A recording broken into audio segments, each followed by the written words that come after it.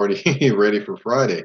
But welcome again to another edition of Touring the AFC South, where I give you the news going on in the AFC South, along with a little draft news and maybe a few guests.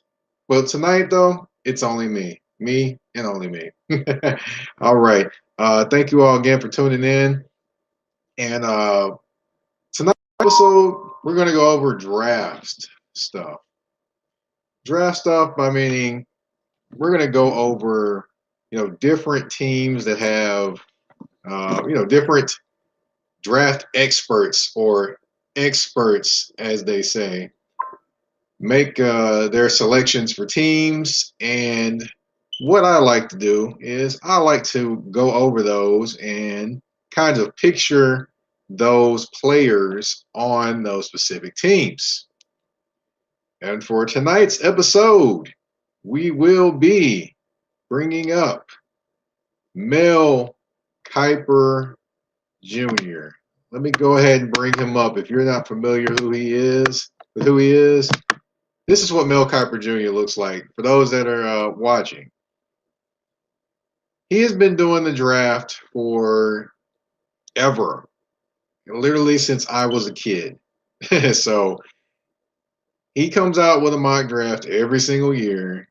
Every single year he gets some picks right, and every single year he gets some picks disastrously wrong. Let me give you an example of one pick that he got disastrously wrong. Anyone remember this gentleman right here? Was coming out, everyone thought he was going to be so great and fantastic, and he was just going to be the best lineman ever. I mean, Mel Kiper was quoted as saying he was going to be the best, had the potential to be the best ever lineman in NFL history. Well, that didn't happen. He was just a big, strong, fast guy that never became the tackle that everyone thought he would be. He was basically just a workout warrior. And Tony Mandrich didn't last long, never lived up to the hype, and he was out of the league as fast as people could remember. So there we go.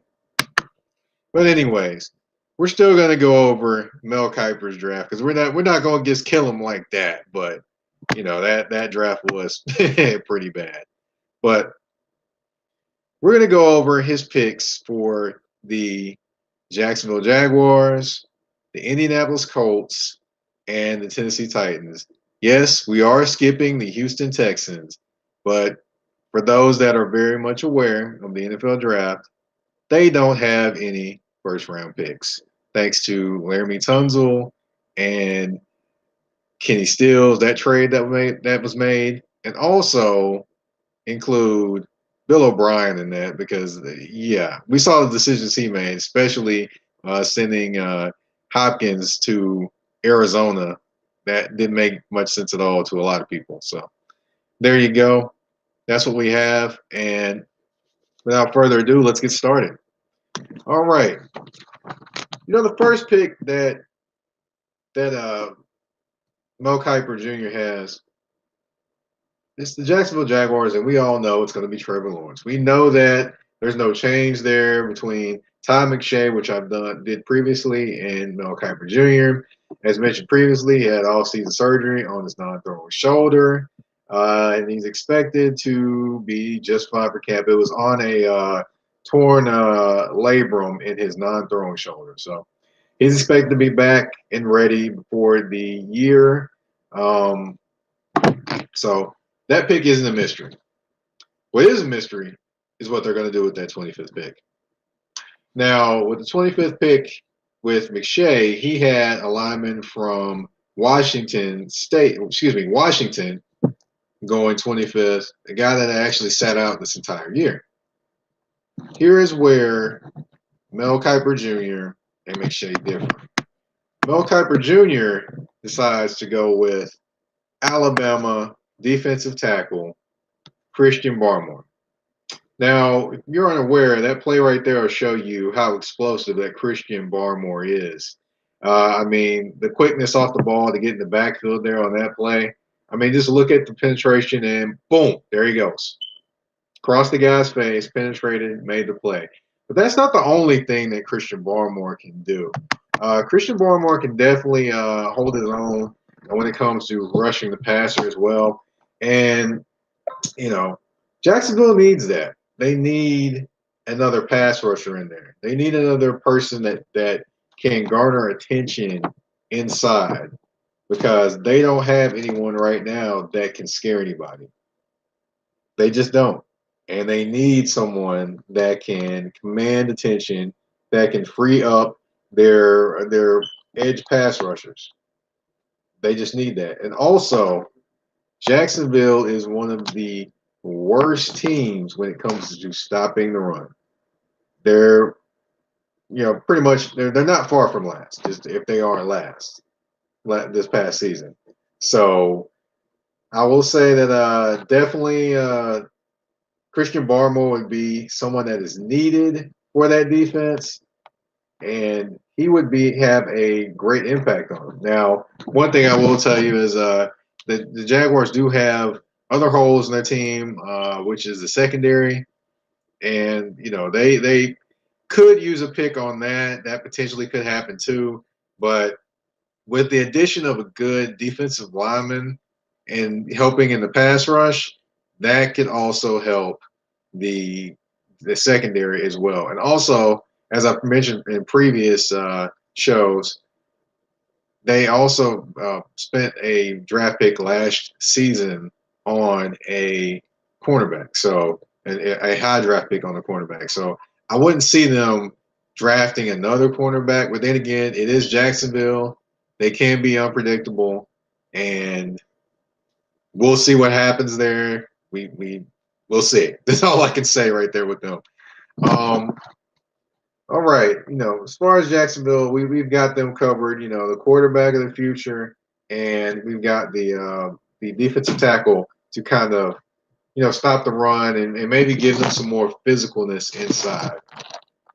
Now with the Indianapolis Colts, they didn't have as bad a season as the Jacksonville Jaguars did. They made the playoffs, did well, did what people expected them to do. However, they entered this offseason with a question at quarterback, that was the main question they had. They solved that question trading for Carson Wentz, which they traded a 2021 third-round pick and a 2022 conditional pick that could turn into a first-round pick if Carson Wentz plays 75% of the snaps. Now, that's taking a bet on Carson Wentz because the last few years, we know his injury history, and we know that hasn't been good. So we'll hope to see for the Eagles' sake, they're going to hope he plays 75% of the games. For the Colts' sake, they're hoping he plays 75% of the games too. So we'll see what happens when it comes to that. As of right now, of course, that's up in the air. That pick can change from one place to the other. We'll never know. Well, we'll know when the season starts, of course, obviously. So that was one question they had going into the season. So you don't have to really worry about them drafting a quarterback, especially high.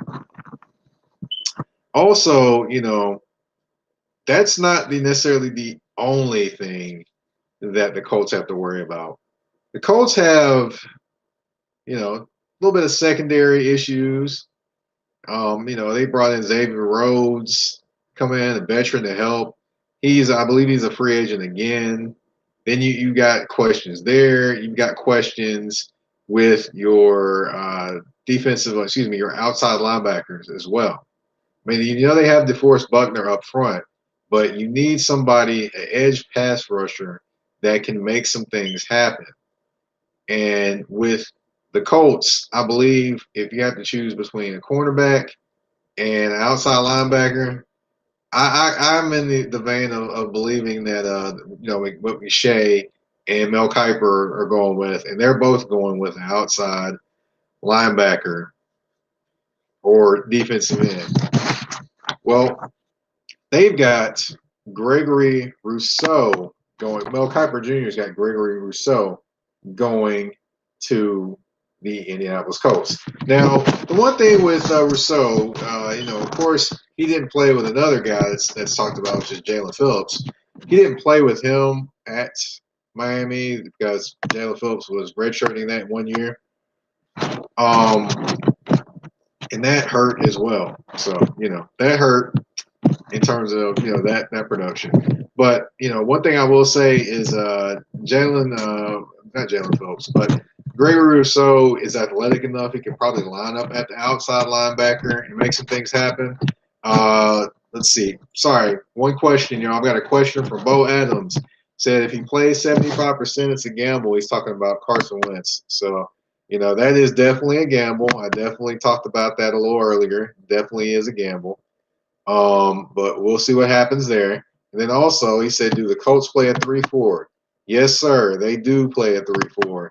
They had Justin Houston as their veteran pass rusher last season. So this season, Mel Kiper Jr. has them picking Gregory Russo. Now, Gregory Russo can jump inside and play the defensive end of a 3-4 as well. He's 6'7", so he is a big man, and he's athletic. But my question is, can he line up as a outside linebacker? That's a big man to ask to line up as an outside linebacker and move around and cover not wide receivers, but more tight ends and things like that.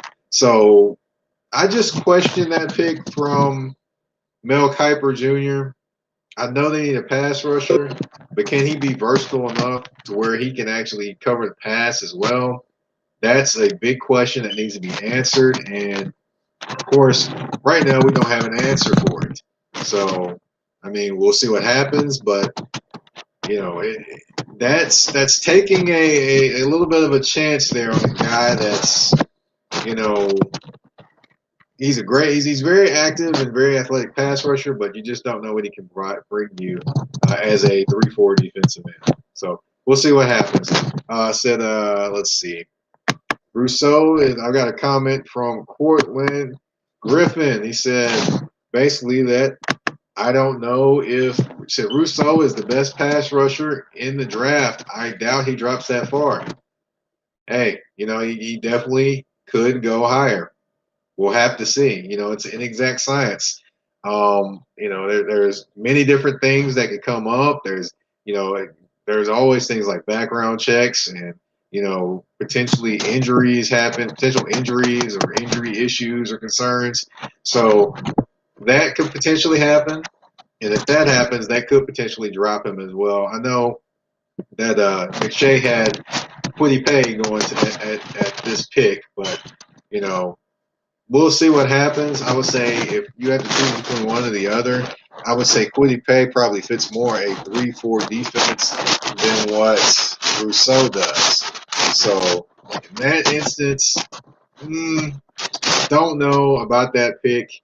But, you definitely can't pass on a good pass rusher, especially one as talented as Rousseau is. Another thing about Rousseau, he did sit out last season, so he's going to have to get himself acclimated back to the football field. I know people don't think that's a big deal, but, when you've been out for a whole year, it does take a while to acclimate yourself back to the game and get yourself together. So we'll see what happens there with Rousseau, and if Rousseau does indeed end up there. But he definitely has the athleticism, the speed, and definitely the moves. Just watch him right there just blow through people. And then he also has the speed to rush around the edge too. Let's see. Kwity Paye. I got thought about Kwity Paye that I mentioned Kwity Paye, and of course Cortland gave me an answer. Kwity is a great player too, but Paye had questions about his production. I have questions about Kwity Paye's production too. So, yep, I hear you there. And definitely, Bo Adams had a comment as well. Said the only way to get into football shape is to play football. Definitely that. That is true. So, I mean, we'll see what happens when he gets back out there and knocks some of the rust off. All right, and as far as we've gone over the Colts, we've gone over the Jacksonville Jaguars. Now we're going to go over the Tennessee Titans. Now, the Tennessee Titans were one of the worst pass rush teams in the NFL last year. They brought in Javon Curse. They brought in Big Beasley Jr. And both of those guys had as many sacks as me last season. That'd be 0, none, zilch. So as far as that, the Titans are hurting for a pass rush. Also they could make a move with they could make a move in the secondary as well, depending upon what they do there. An interesting side note there, Adoree Jackson, if they were to cut him, they would probably save about $10 million. I said curse. Oh my goodness. Oh my goodness. You gotta apologize. I gotta apologize, y'all. I actually said Javon Clark curse, and I should have said Jadeveon Clowney. Thanks, Cortland. But yeah, Jadeveon Clowney had 0 sacks last year, along with Vic Beasley, and neither one of them finished the season for the Titans for different reasons.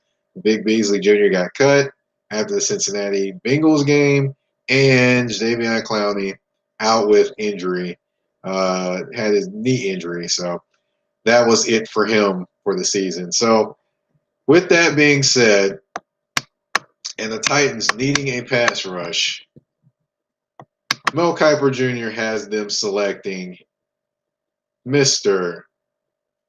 Jalen Phillips. Now, for those that aren't aware of Jalen Phillips' story, Jalen Phillips actually was his first year playing for Miami last season. He was a 5-star linebacker coming out of, UCLA. Things didn't work out there for him, so he ended up transferring to Miami, and he made some things happen. If you don't know who he is, Bo, watch the tape right here. Just look at the agility rushing off the end right there. Watch him. They're highlighting him right there. Look. Just look at the agility. Look at him there. Takes on the run. Does things solid there. And, as the tape goes on, you'll see a lot more different things with him rushing the passer as well against Virginia Tech. I'm sorry. But he can play the run. He can also rush the passer. See the swim move right there? Just watch the agility and quickness. Boom. Right there through the gap. So, with that type of quickness and agility, as well as him being able to stop the run, I mean, I think he would be a solid pick for the Titans. One thing, definitely he's got good leverage. Definitely that. He's got good feet too. So, Bo's giving me a comment here. Bo Adams said he has good leverage, which I can agree with. I mean, for a man his size, he has good leverage, which, amazes me that he actually played linebacker. He had to have played outside linebacker. So, and then, of course, we do have some criticism of that pick from Mel Kiper, saying that he does get that would be a great pick, but he does get sucked down into the middle a lot. And he is a pass rush specialist. Well, honestly, I'm not sure he's a pass rush specialist, to be honest. I think he's pretty solid against the run. And honestly, with the Titans, they need a pass rush in the worst way.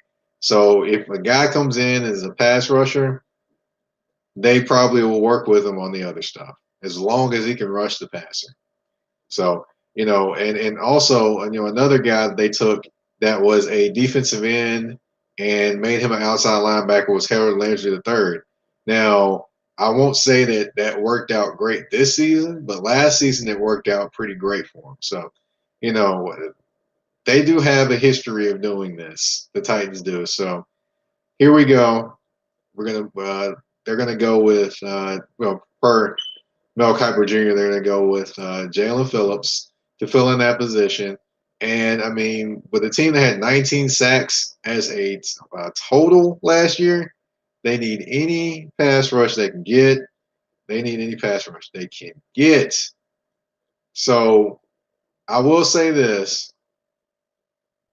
Oh, and I'm sorry, I got another comment here from Cortland Griffin. Let me post up his comment here. And for those that don't know, Mike Keith is the announcer for the Tennessee Titans and has been the announcer since they have been here in Nashville. He said, "Give me Quiddy."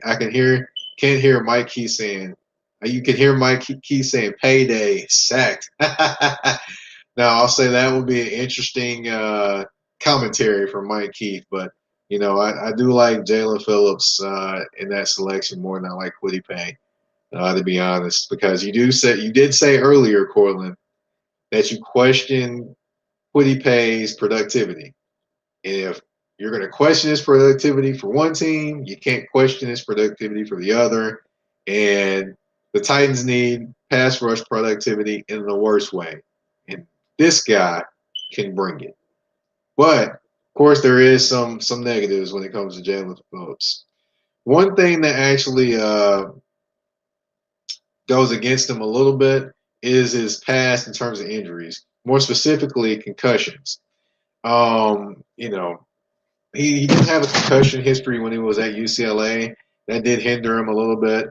Um, and that could potentially rear its ugly head and drop him down further than where he is now currently. So, if that happens, then you definitely got some. You definitely can get him maybe in the second round or anything like that. But that definitely is something that could potentially go against him. And in this era that we're in, pandemic, it may be harder for doctors to actually be able to check him out. Kind of similar to the issue that supposedly was out there when it came to Cam Newton and checking out his injuries and his shoulder before he went to the New England Patriots. So, that could be something to look at and pay attention to as well when it comes to Jalen Phillips. But he definitely is a talented pass rusher. And wow, can you imagine if Jalen Phillips and Gregory Russo played together at University of Miami? Now that would have been some amazing stuff. But it is what it is. And you threw another name out here as well, and that is. Let me go over this name. I've got to bring it up so I can see it. That'd be Azeez Ojulari. I will say he definitely is a guy that could make some things happen, and he definitely is a guy that the Titans should look at as well. However, he could potentially slip to the second round also. There's always a possibility for him.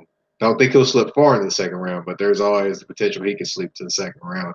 I don't think Phillips is slipping to the second round. That's what I think is probably the difference there. And as far as everything said, Bo said Cam was good until he got COVID. Yeah, I will say this: he definitely wasn't the same after he got COVID. I mean, he just did not seem the same. I don't know what all was going on, but he just did not seem the same. So for a quick review, we've got the Colts taking Gregory Russo. We've got we've got Jacksonville Jaguars. Of course, they're going to take Trevor Lawrence with the first pick. And then also we've got Christian Barmore going from Alabama to them. And when it comes to the Titans, they've got Jalen Phillips. So those are the picks that Mel Kiper Jr. had. I'll say this. I'm not necessarily ecstatic over his picks. I don't know. I understand the teams in terms of needing the pass rush and things like that. But he picked 4-3 defensive ends to go to 3-4 defensive schemes. So that's a little questionable. However, both teams do need a pass rush, so I get it in that sense. But it could be something. Not for sure there. And also, the Colts could potentially go for a cornerback as well, potentially. But we'll see what happens. That's what Mel Kiper has for right now. It could change towards the end of the draft as well. So, we'll see what happens and what he does and what happens there. But What I can say is that's the end of my draft wrap up with the Mel Kiper. And I know, again, if you didn't see it earlier, of course, I said Mel Kiper can make some great stuff happen. And then he can also forever infamously be remembered for this guy right here. I know no one is going to let him forget about how bad Tony Mandrich was. Yeah, because I still remember it. And Lord, I mean, has it been what, 20 years, 20, 25 years, if not further back than that? But he will forever be remembered as talking about this guy, Tony Mandrich, as being potentially one of the greatest linemen ever. Yes, he said ever, and he was wrong, dead wrong. But hey, the draft is an inexact science, so it is what it is, and that's what happened. He just was wrong. So, all right, let's see. I got another comment as well. It said, let's see, this is Cortland again. Let's see what Cortland has to say. It said, cornerback is a need, pass rusher is secondary option for Indy. I hear you there, but what I'm saying is this. If you add a pass rusher, does that not make your secondary better? Your secondary doesn't have to hold up for as long. Also, 3 of their 4 outside linebackers are free agents, Cortland. So they're going to have to add somebody. Why not go to the top? Why not? Why not start off at the top doing that? Corner, I think they can find some guys later on in the draft that are going to slip. So I think, pass rusher, go ahead, jump out there and get you one. Do your thing with that. Oh, boy. Let's see. I'll read that comment in a second, Cortland. But it said Tony was the biggest bust. Maybe Ryan Leaf. Wow.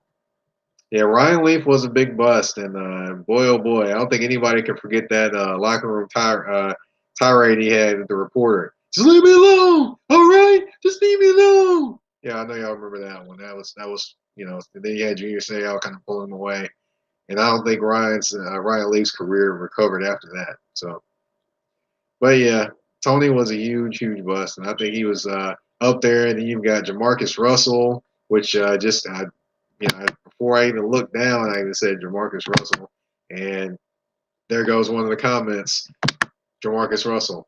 Then you also got to think Andre Wadsworth. That was another one for the Arizona Cardinals. Curtis Enos. I know y'all remember him, Penn State running back, and ended up going to the Chicago Bears. Most infamous for scoring a touchdown and laying in the end zone like he was posing like he was posing for a magazine one time. I don't know what that was. But anyway, yeah, he did that. So that's another one for you, too. Oh, and Cortland, here he goes, taking shots at the Colts. Said that a pass rush doesn't make Rock Ya-Sin better. I understand that, Cortland. But hey, Rock Ya-Sin's got to take care of his own business too. So hey, maybe a pass rush will make it where he doesn't have to hold a wide receiver that long. So we'll see what happens. But this has been your show for tonight, the Mel Kiper Jr. edition. As far as next week, you'll have to stay tuned in and see what happens. Sorry, got another comment before we go. All right, let's see. It said Jamarcus couldn't stay off the codeine. Well, Jamarcus, I wouldn't say that mostly about him. But what I can say about him is he definitely told a good story about reading the playbook or watching tape, because the infamous story is out there that the Raiders gave him a blank tape because they knew he wasn't watching film, and gave that to him and said, hey, watch this on the team or watch this on the next game. It was a blank tape. Then they asked him about the watching film the next day or during that week, and he gave some kind of story. Oh, yeah, this, and this, not knowing that they gave him a blank tape. So there you go. That's the Jamarcus Russell story. There you go. But thank you all for tuning in. If you would, go ahead and share, and you can subscribe like Bo Adams did as well. Um, definitely, I'll be here every Thursday night, 8 o'clock, talking the AFC South. Who knows? We may be in Houston one week. We may be in Nashville, where I live. We may be in Indianapolis. We may be in Jacksonville, or we may bring somebody from outside of the AFC South to give their opinion on it as well. You never know. It could be something different every single week. So just want to thank you all for tuning in. Again, my name is Mike Patton. You can find me on Twitter at MikePatton82. You can also find me here on the Haps app, which is where I'm doing this broadcast. If you're watching this on Twitter, if you're watching this on Facebook, if you're watching this on YouTube, yes, you can. I did this from the Haps app. You can join the Haps app as well. Go ahead, subscribe. Hey, why not sponsor me as well? I'd appreciate it. But yeah, just thank you all for tuning in. Of course, you can find me on Twitter again, Mike Patton82. Let's see. Going to be doing a little bit more Titans work this week at the 3pointconversion.com, which is the number 3pointconversion.com. That's where I do my writing. You can find Cortland there too, and a lot of other fine gentlemen and women as well. Thank you all for tuning in. And that's all I got for tonight. You all have a great night and a great weekend. I'm out. Peace.